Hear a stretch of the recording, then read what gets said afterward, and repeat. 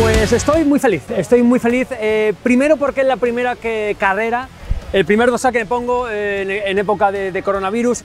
Nunca había corrido por aquí, es la primera vez y es brutal.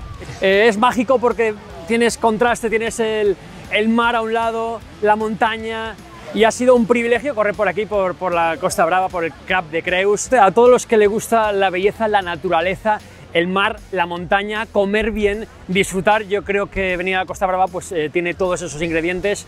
Yo estoy por quedarme aquí a vivir.